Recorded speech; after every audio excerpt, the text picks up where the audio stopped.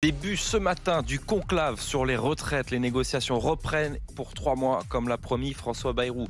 Le Premier ministre, qui vous le savez, échappe à la censure, et le nouveau Front populaire se divise. D'ailleurs, les Insoumis reprochent aux socialistes de ne pas l'avoir voté. Début du fameux conclave ce matin. Oui, alors la réunion a failli ne pas se tenir pour des questions d'agenda, mais c'est bien en fin de matinée que le gouvernement et 10 organisations syndicales et patronales vont se mettre autour d'une même table pour reprendre les discussions sur la fameuse réforme des retraites et lancer cette séquence qui doit durer 3 mois, Victor Joannin. Oui, après cette réunion inaugurale qui servira surtout à fixer le calendrier, les discussions porteront sur la pénibilité, les pensions des femmes et surtout sur l'âge légal de départ, avec une contrainte, ne pas creuser dans les caisses de retraite. Alors comment financer ces améliorations? Le Premier ministre souhaite que tous les sujets soient abordés sans tabou, dit-il, mais les partenaires sociaux viendront quand même avec leur ligne rouge. Le patronat refuse toute hausse de cotisation, les syndicats ne veulent pas entendre parler de capitalisation et tous sont d'accord pour ne pas baisser les pensions des retraités. Reste à connaître l'identité du fameux expert neutre que le gouvernement compte nommer pour animer les débats. Le nom de Jean-Jacques Marette, l'ancien président du système de retraite complémentaire Agirc-Arrco, circule. Alors le conclave commence maintenant que François Bayrou a échappé à la première motion de censure déposée contre lui, déposée par les Insoumis, et que les socialistes, vous l'avez compris, n'ont pas voté, ce qui crée des tensions au sein du nouveau Front populaire, l'alliance de gauche. Si vous voulez recommencer le grand banquet avec François Hollande, ce sera sans nous. Voilà ce que disait dans une colère hier soir l'insoumis Jean-Luc Mélenchon. Et écoutez cet échange où c'était hier soir sur BFM TV entre Jérôme Guedj du PS et Emmanuel Bompard de la France Insoumise. Nous sommes dans l'opposition à François Bayrou.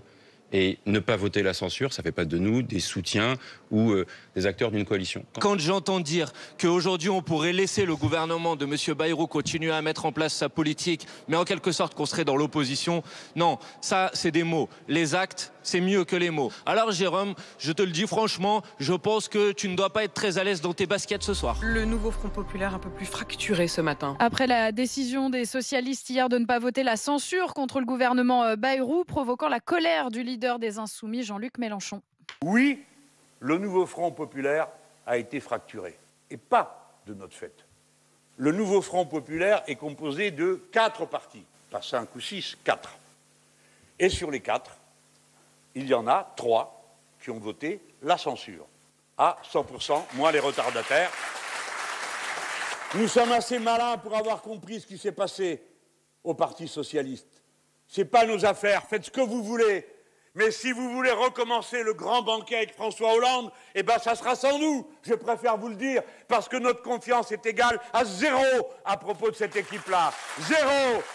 Un pacte de non-agression obtenu par François Bayrou grâce à des concessions à l'égard des socialistes. Le Premier ministre a pris des engagements écrits en renonçant par exemple, on vous le disait hier, aux 4000 suppressions de postes dans l'éducation nationale. Et pour financer cette main tendue, on rappelle que le gouvernement doit trouver 50 milliards d'euros. Eh bien, François Bayrou et ses équipes ont décidé de s'attaquer au budget des sports, déjà très amoindri. Un amendement a été déposé au Sénat hier en toute dernière minute.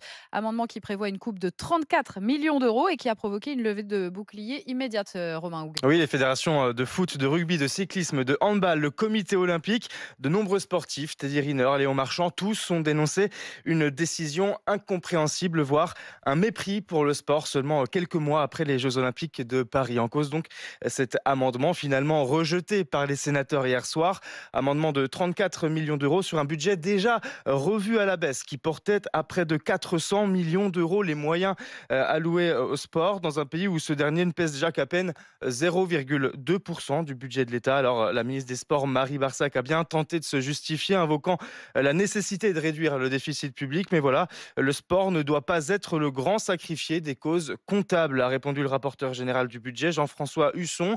En plus d'avoir rejeté cet amendement, le Sénat propose de retirer 80 millions d'euros au service national universel pour l'allouer au budget des sports. En attendant, c'est ce matin qu'est lancé le fameux conclave sur la réforme des retraites pour réviser ce texte hautement inflammable. Engagement de François Bayrou qui inaugurera d'ailleurs cette première réunion de concertation entre les partenaires sociaux. Et puis tiens, une bonne nouvelle ce matin pour les 24 millions de ménages français au tarif réglementé. Leur facture d'électricité va baisser au 1er février d'en moyenne 15%. 3 mois, c'est le temps donné par François Bayrou aux partenaires sociaux pour s'accorder sur la réforme des retraites réunis Ce matin, à 11h, syndicats et patronat vont devoir fixer le cadre et la méthode de ce conclave qui divise déjà les organisations syndicales.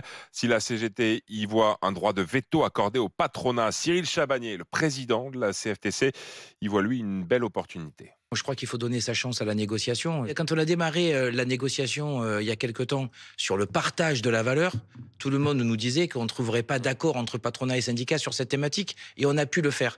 Donc on sait que ça va être compliqué, mais je reste persuadé que le patronat a quand même intérêt à négocier pour une raison, c'est qu'il n'arrête pas de dire que l'instabilité est une catastrophe économique. Si on arrive à trouver un accord, c'est de la stabilité pour le pays et un apaisement social. Donc tout le monde a intérêt quand même d'avoir un accord, c'est mon sentiment d'espoir. Et le gouvernement qui s'est offert un premier sursis en attendant le budget, la motion de censure des Insoumis a été rejetée par l'Assemblée nationale et une large majorité des députés socialistes. Bonjour Kevin. Bonjour Apolline, comment ça va? Bonne année, ça va. pour RMC et vous. Bonne année, merci beaucoup. Pour RMC, on prend, pour nous aussi, et pour vous, merci. Kevin, pour vous et tous vos proches. Kevin, je ne sais pas où vous êtes là au moment où on se parle, mais vous êtes convoyeur de fonds.